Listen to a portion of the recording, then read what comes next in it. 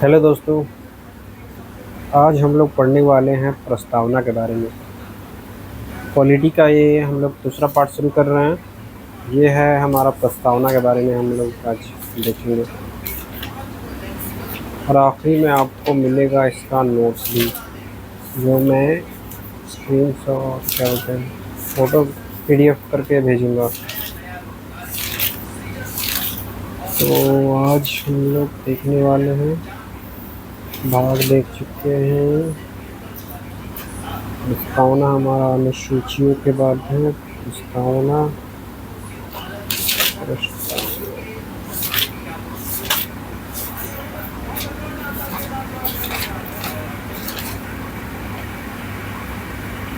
स्रोत स्रोत हम लोग पढ़ चुके हैं। संविधान सभा विशेषता विकल्प, अनुसूचियों के बारे में भी हम लोग पढ़ चुके हैं। क्या चौथा पार्ट अनुसूचियों का था जो हम लोग पढ़ चुके हैं पिछले क्लास में। और आज हम लोग सूची शुरू करेंगे प्रस्तावना के बारे में। ठीक है, तो हमारा प्रस्तावना है जी। चलिए ठीक है, शुरू करते हैं प्रस्तावना।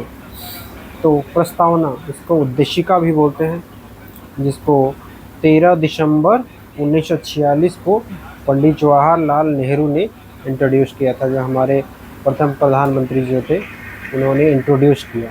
इंट्रोड्यूस का मतलब पेश करना। कोई भी चीज़ होता है, बिल पेश करना, कोई भी चीज़ पेश करना। ये जो उद्देशिका को उसको पेश किए थे पंडित जवाहरलाल नेहरू कब? 13 दिसंबर 1946। पहले भी हम देख चुके हैं, 13 दिसंबर 1946 को दिसंबर में लाया जाता है। उसके बाद संविधान सभा के अंतिम चरण में प्रस्तावना के रूप में शामिल किया गया।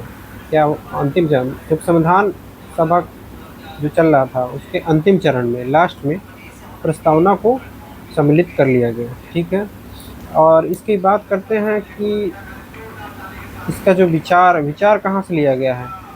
ये प्रस्तावना का विचार, जो आप यूएस का देखोगे कॉन्स्टिट्यूशन, तो वो भी अब्राहम लिंकन जो किए थे, तो उसमें भी हमारे देश की जनता जैसे किया गया है ना, तो इस टाइप से ही हमारे ही देश में प्रस्तावना भी पेश किया गया था। पंडित जवाहरलाल नेहरू इंस्पायर हुए थे, तो उन्होंने इंट्रोड्यूस किया कि अगर हमारे संविधान में प्रस्तावना हुआ तो अच्छा रहेगा।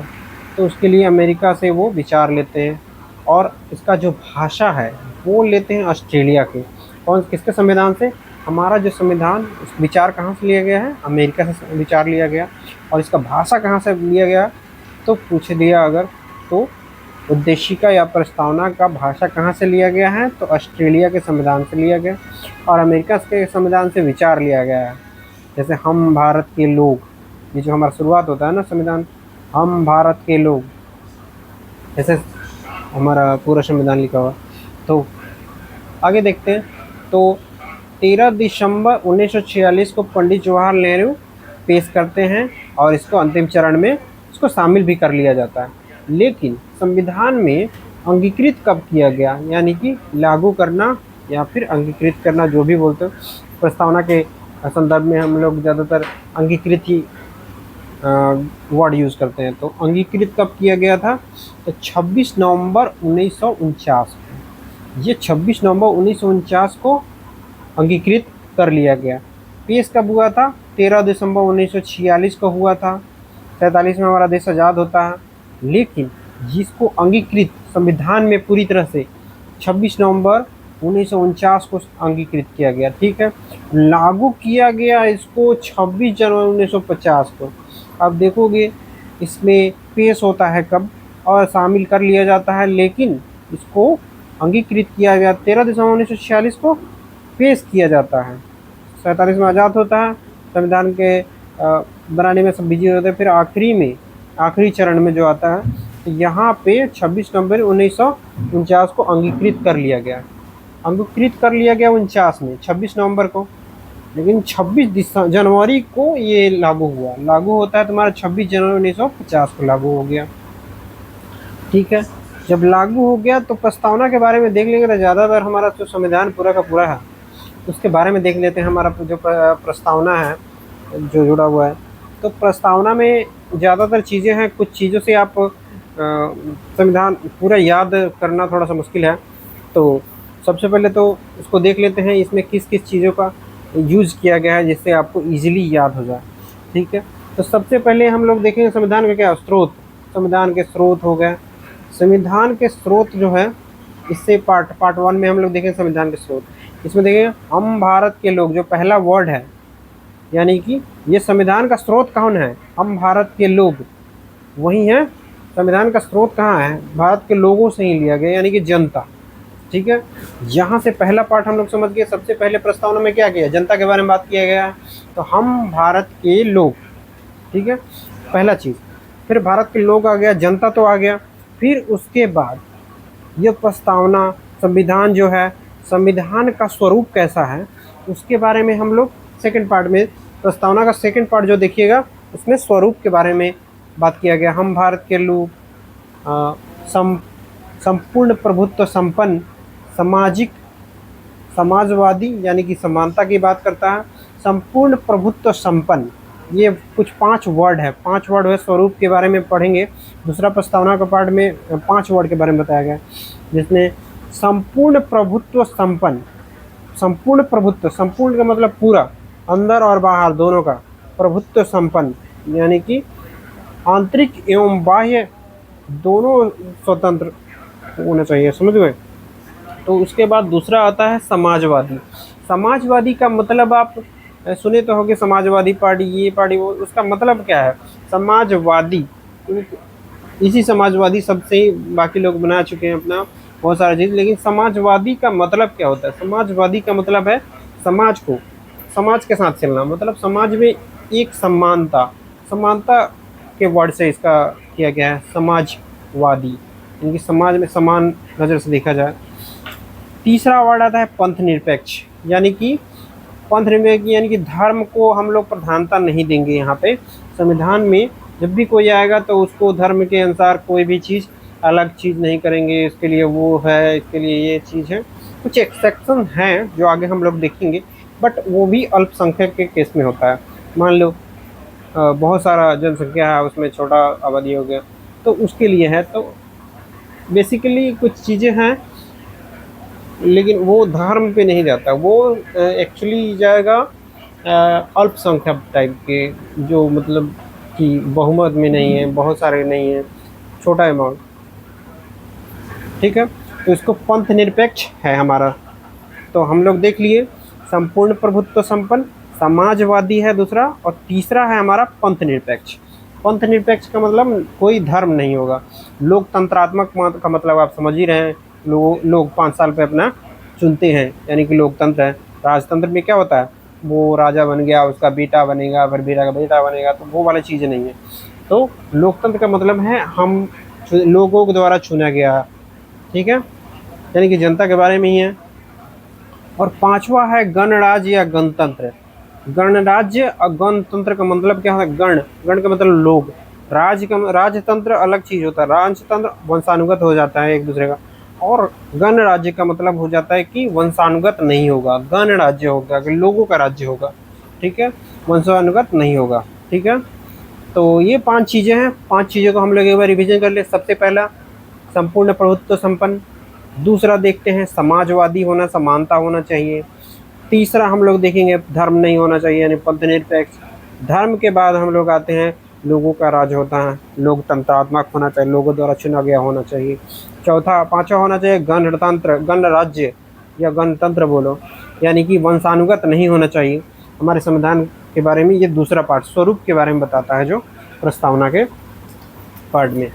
फिर आगे हम लोग बढ़ेंगे तो प्रस्तावना का तीसरा चीज़ आता है। सबसे पहले तो हम लोग देख लिए स्रोत क्या है, तो इसका स्वरूप कैसा है। फिर तीसरे पार्ट में आते हैं इसका उद्देश्य क्या है। उद्देश्य क्या मतलब कि आप समझ लो कोई भी चीज़ करते हो तो उसका एक्सपेक्ट करते हैं ना, क्या उससे आउटकम मिलेगा। तो इसमें 6 वर्ड हैं, 6 वर्ड को आप ध्यान में रखना। 6 वर्ड कौन कौन से हैं।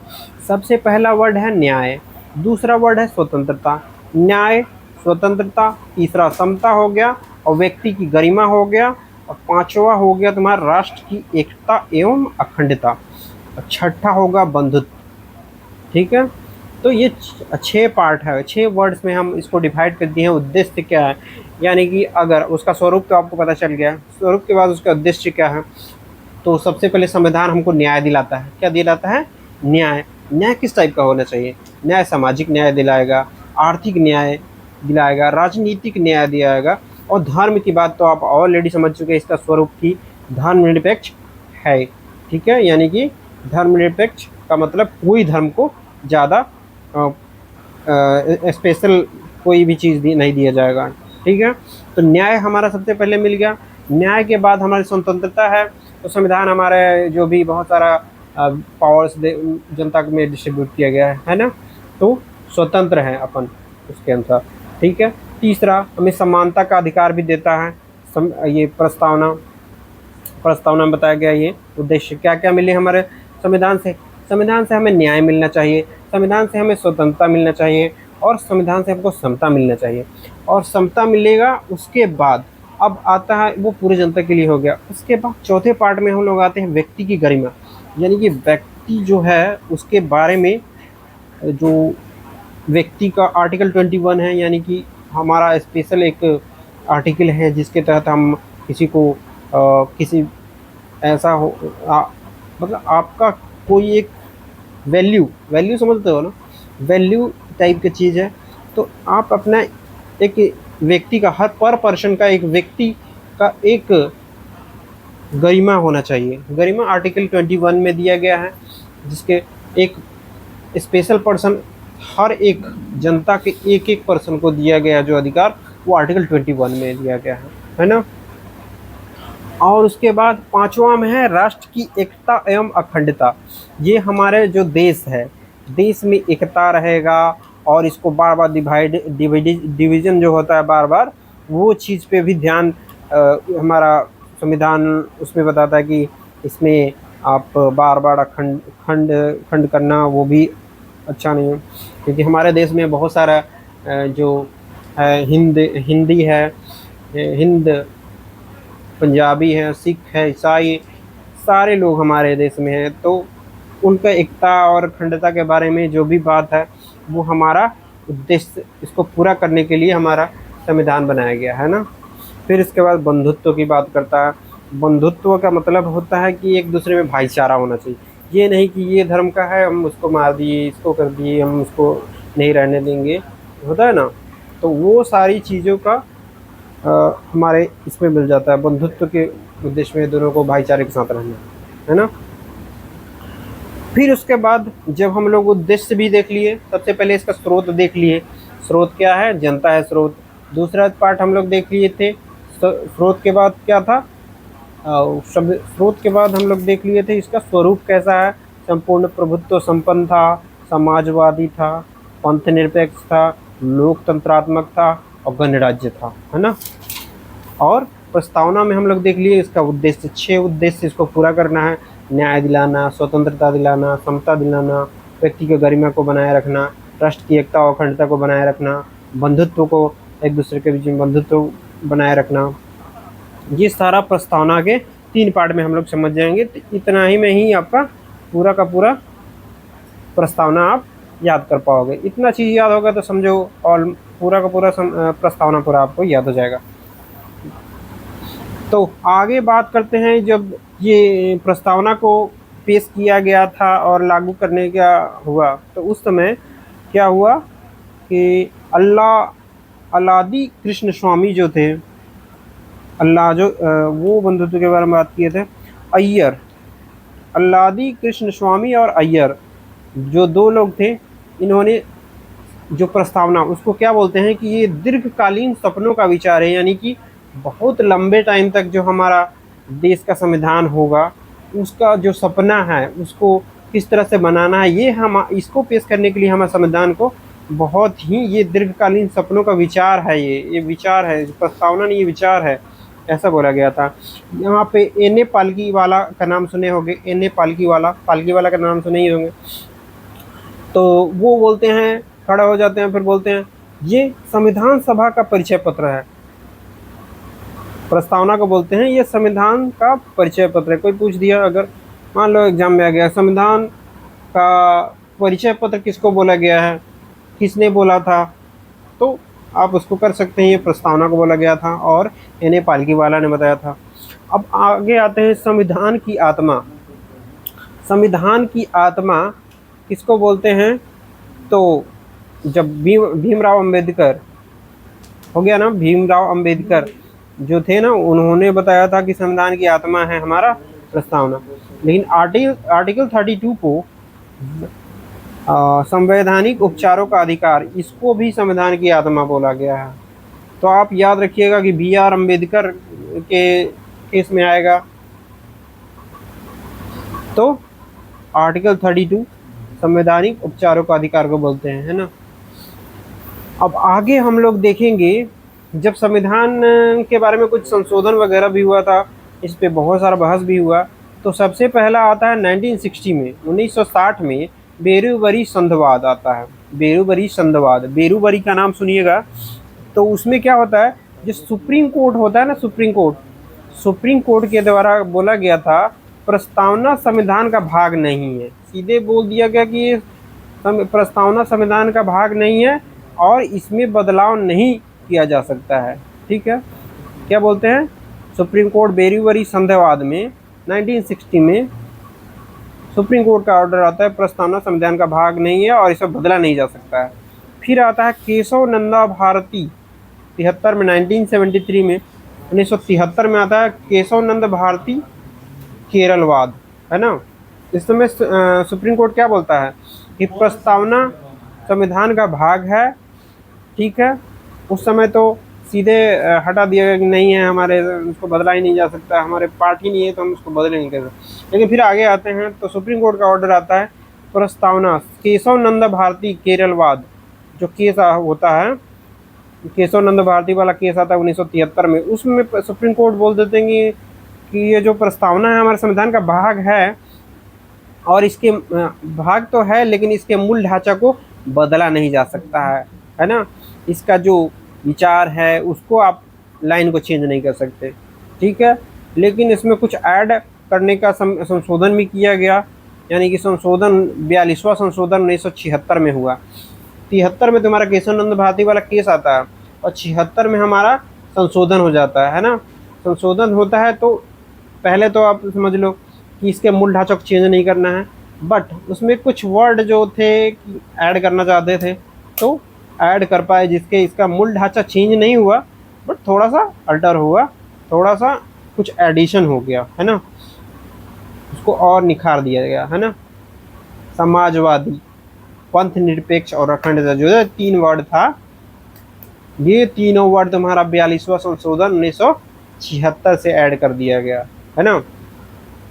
तो समझ गए हमारे प्रस्तावना के बारे में। आज बस इतना ही था प्रस्तावना के बारे में, तो आपको समझ में आ गया होगा प्रस्तावना।